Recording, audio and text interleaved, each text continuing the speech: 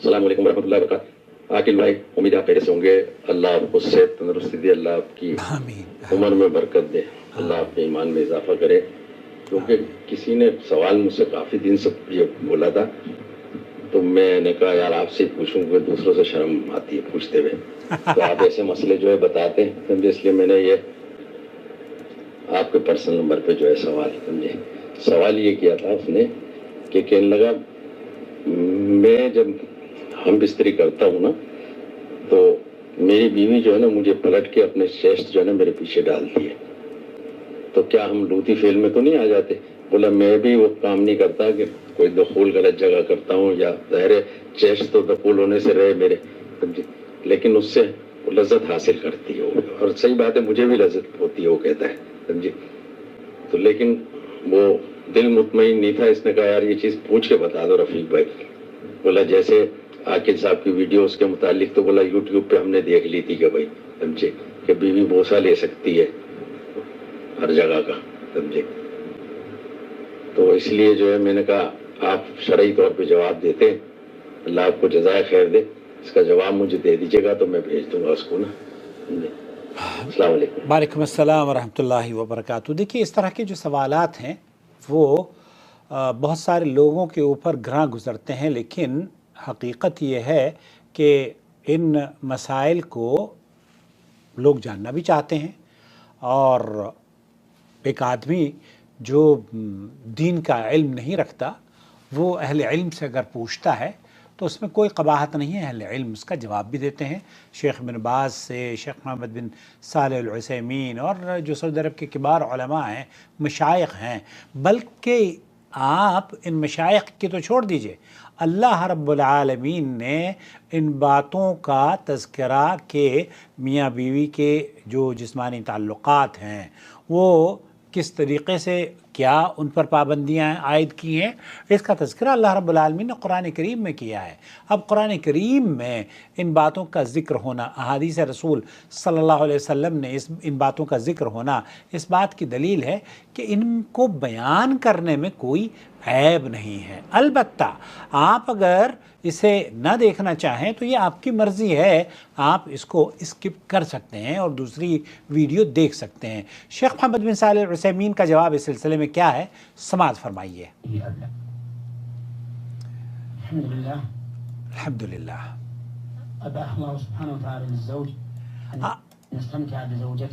आप अलैहिस्सलाम, अल्लाह के रसूल सल्लल्लाहु अलैहि वसल्लम ने मियाँ बीवी के जो हुकूक़ हैं उनको बयान कर दिया है, और शेख मोहम्मद बिन सालेह अल उसैमीन ने फरमाया थे अल्लाह ताला ने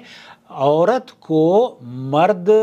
जो मियाँ बीवी हैं वो इसलिए इस रिश्ते को बनाया है ताकि वो अपनी बीवी से लुत्फ़ अंदोज़ हो सके,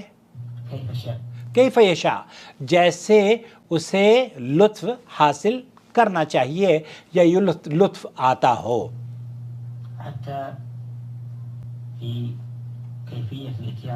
हत्ता फ़ी कैफ़ियत इत्यान, जैसे कि उस औरत के, अपनी बीवी के साथ उसे किस तरीक़े से लज्जत आती है, किस तरीक़े से दुखूल करना चाहिए।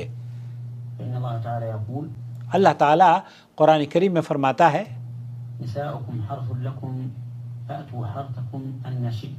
जहाँ आप अल्लाह रब्बुल आलमीन ने औरतों को आपकी खेती बताया है, और खेती फ़अतू हर्सकुम अन्ना शिअ्तुम, तो जहाँ जिस तरीक़े से आप चाहो आप इस्तेमाल कर सकते हो। वलाकिन यहाँ ये नहीं है कि हर चीज़ अल्लाह ताला ने आपके ऊपर छोड़ दी है, बल्कि उस पर कोई क़ैद भी अल्लाह ताला ने लगाई है। इंतबह, यहाँ रुक जाइए। फ़अतू हर्सकुम, आप उस खेती का कैसे लुत्फ़अंदोज़ हो सकते हैं? वो जो खेती है, वो जो ज़मीन है जहाँ पर खेती उगती है, उसमें दाना कहाँ से बोया जाता है? वो जो जहाँ से अल्लाह ताला दुनिया को आपकी नस्ल पैदा करता है, یہ وہ حصہ ہے جسے عورت کی شرمگاہ کہتے ہیں، رحم کہتے ہیں، اور اللہ تعالیٰ اسی سے بچے پیدا کرتا ہے، اور یہ وہ کھیتی کے نتیجے میں اللہ تعالیٰ نے قرآن کریم میں اس کو بیان کیا ہے۔ تو یہاں ایک انسان کے لیے یہ اس سے لذت حاصل کرنا، اس کی بیوی سے جماع کرتے وقت اس کے اگلی شرمگاہ میں، یہاں شیخ محمد بن صالح العثیمین کہہ رہے ہیں کہ اگر وہ آتا ہے اپنی بیوی کے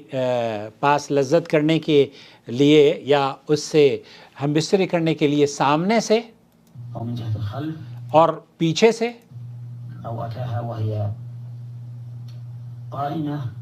ایک عورت اگر اس کا شوہر اس کے ساتھ مباشرت کرتا ہے اور بیوی کھڑی ہوئی ہے، اور اگر کروٹ سے لیٹی ہوئی ہے، یہاں شرط یہ ہے کہ اس سے فرج میں داخل کرنا ہے، اس کی اگلی شرمگاہ میں داخل کرنا ہے۔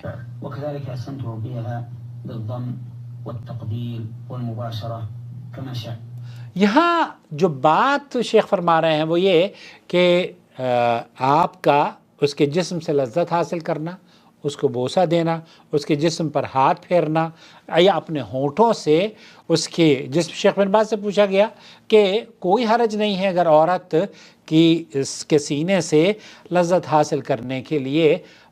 اس کا شوہر اس کے سینے سے کھیلتا ہے یا اسے اپنے ہونٹوں میں لے کر اسے تیار کرتا ہے، تو کوئی حرج کی بات نہیں ہے۔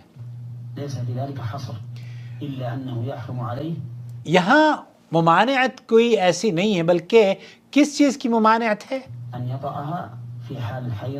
یہاں اس کو ممانعت اس بات کی ہے کہ وہ حالت حیض میں اس کے شرمگاہ کے قریب نہ جائے، یہاں اس کے دبر میں بھی دخول نہ کرے۔ اور اس کے بعد وعلی ھذا، بس یہاں عام طور پر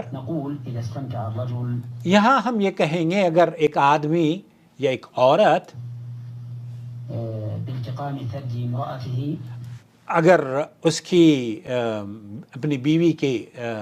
سینے سے لطف اندوز ہوتا ہے، یا عورت اپنے سینے سے لطف اندوز ہونا چاہتی ہے کہ آپ کسی طریقے سے اس کے سینے سے کھیلیں یا اس کے سینے سے پیار کریں، فلا حرج فی ذلک، تو پھر شیخ عثیمین یہ کہتے ہیں کہ پھر اس میں کوئی حرج اور مضائقہ نہیں معلوم ہوتا، اور اس سے کوئی حرمت بھی حرمت کا بھی حکم نہیں لگایا جائے گا، حتی ولو رضع منها، حتیٰ کہ اگر اس کے منہ میں دودھ بھی چلا گیا ہو تو پھر اس حرام نہیں ہے، یہ حرام نہیں ہے۔ قول جمهور أهل العلم لأنه من شرط الرضاع المحرم جو حرام ہے أن يكون قبل الفطام، وأما إذا كان بعد وہاں جو دودھ کے حوالے سے بات کی جاتی ہے نا، تو وہ 2 سال کے اندر اگر بچے کو دودھ پلاتی ہے تب تو اس کے پر حکم رضاعت ثابت ہوتی ہے، ادروائز نہیں۔ لا يحرم ولا يؤثر شيئا، پھر اس کے بعد بیوی، كذلك لا بد أن يكون الرضاع 5 مرات۔ تو خلاصہ کلام یہ ہوا کہ آپ کی عورت اگر آپ کے جسم سے لذت حاصل کر رہی ہے، اور وہ ایک مخصوص طریقہ ہے جو آپ نے اپنے سوال میں بیان کیا ہے، تو اس سے نہ تو بچے پیدا ہو رہے ہیں اور نہ ہی وہ کسی طرح کا دخول کر رہی ہیں۔ اب یہ اگر آپ مناسب نہیں سمجھتے ہوں تو ان کو منع کر دیں، اور اگر وہ کرنا چاہتی ہیں تو حرمت کی کوئی دلیل نہیں ہے، حرمت کی کوئی دلیل نہیں، اور یہ فعل بقول آپ کے کہ دخول بھی نہیں ہوتا اور وہ صرف لذت حاصل کرتی ہے آپ کی دبر سے، تو ایک مرد جس طریقے سے عورت کے جسم سے لذت حاصل کر سکتا ہے، اسی طریقے سے عورت بھی مرد کے پورے جسم سے کہیں سے بھی وہ چاہے لذت حاصل کر سکتی ہے۔ امید وضاحت ہو گئی ہوگی۔ معذرت کے ساتھ اگر آپ اس طرح کے سوالات بھیجتے ہیں اور یہ سمجھتے ہیں کہ عاقل صاحب جواب دے دیں گے، تو میں کوشش یہ کرتا ہوں کہ آپ کے سوالوں کے جوابات ان ادبی یا جو حدود اور رقبہ اسلام نے قائم کیا ہے اس کو کراس نہ کیا جائے۔ السلام علیکم ورحمۃ اللہ وبرکاتہ۔